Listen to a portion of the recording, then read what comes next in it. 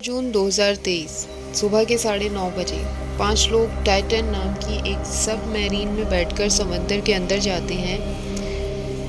ये submarine Titanic ship की rake को देखने जाती है। वही टाइटैनिक शिप जो आज से तकरीबन 100 साल पहले डूब गई थी। ये एक एक्सट्रीम फॉर्म ऑफ एडवेंचर था जो कि बहुत ही एक्सपेंसिव था। इस शिप में बैठे हुए 5 लोगों ने 2 करोड़ से ज़्यादा खर्च किए सिर्फ इस टाइटैनिक और रेक को देखने के लिए। ये सबमरीन पानी के नीचे जाना शुरू करती है।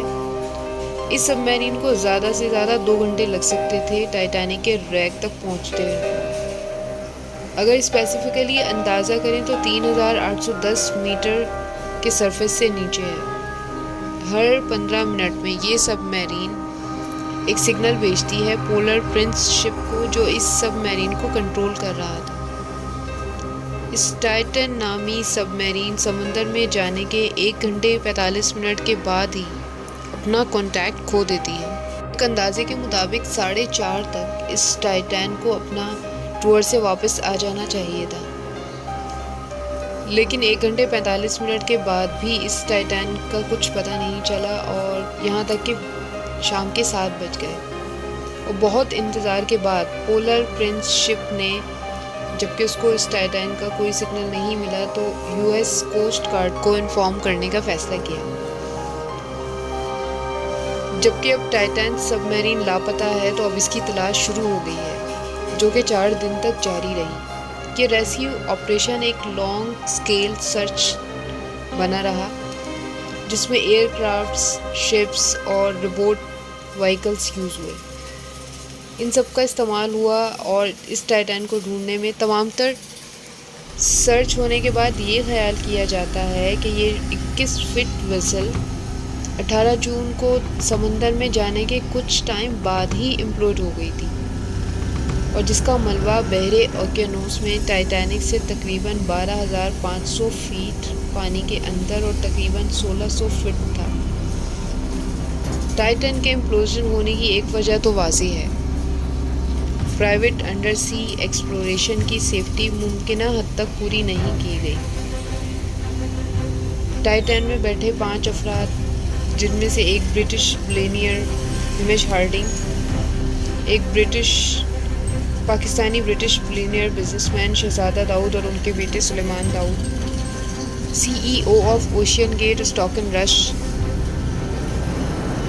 पॉल हेनरी मैगुलेट, जो कि फ्रेंच डीप सी एक्सप्लोरर थे और टाइटैनिक के भी एक्सपर्ट रहे थे। वो जानते हैं इस सबमरीन के बारे में।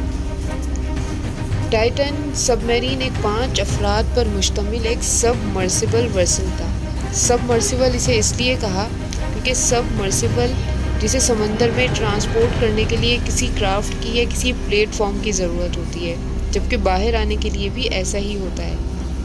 जबकि सबमरीन जो कि खुद ही ट्रांसपोर्ट होती है और खुद ही बाहर भी आ सकती है।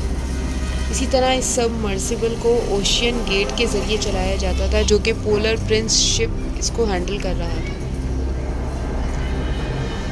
6.7 मीटर लंबा, 22 फीट और 10,432 किलोग्राम का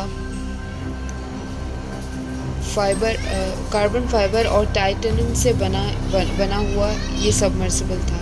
इस सबमर्सिबल को इंटायर प्रेशर 2 टाइटेनियम हेमिस्फीयर्स पर मुश्तमिल थे, जिसमें टाइटेनियम इंटरफेस के रिंग्स, जो कि 142 सेंटीमीटर और 56 इंच के कार्बन फाइबर वाउंड सिलेंडर के साथ जुड़े हुए थे। टाइटेनियम हेमिस्फेरिकल के एंड कैप्स 38 मिलीमीटर और 15 इंच के एक्रिलिक विंडो के साथ जुड़े हुए थे। 2020 में रश ने कहा था कि हल, जो असल में सतह समंदर से 4,000 और 13,000 फीट तक पहुंचने के लिए डिज़ाइन किया गया था, इस हल की साइन ऑफ साइक्लिक फटीग के बाद इस सबमर्सिबल की पोटेंशियल स्पीड को 9,800 फीट और 3,000 मीटर तक करार दिया गया। इस तरह इसको दोबारा रिपेयर किया गया। रश ने मज़ीद कहा कि रश ने ट्रैवल वीकली के एडिटर इन चीफ को बताया कि कार्बन फाइबर बोइंग से डिस्काउंट पर हासिल किया गया था। क्योंकि ये कंपनी के एयरक्राफ्ट के लिए इस्तेमाल किए बहुत पुराना था, तो बोइंग के मुताबिक उनके पास कोई रिकॉर्ड नहीं था रश या ओशियन गेट को फ़रोख्त करने का। ओशियन गेट ने टाइटैन के लिए सर्टिफिकेट तलब नहीं किया था और ये दलील देते हुए कि हिफाजती प्रोटोकॉल इनोवेशन के लिए ठीक नहीं, जबकि रश ने वाज़े तौर पर अपने इंटरव्यूज़ में कहा था कि I have broken some rules to make this. इस सबमरीन का इम्प्लोजन होना कोई मिस्ट्री नहीं बल्कि वाज़े तौर पर एक नाकाम तजुर्बा है जो 5 इंसानों की जान ले गया। उम्मीद है कि मेरी आज की वीडियो भी आप सबको पसंद आई होगी। अगर वीडियो पसंद आई हो तो प्लीज़ लाइक कीजिएगा, चैनल को सब्सक्राइब कीजिएगा। अंटिल द नेक्स्ट वीडियो, खुदा हाफ़िज़।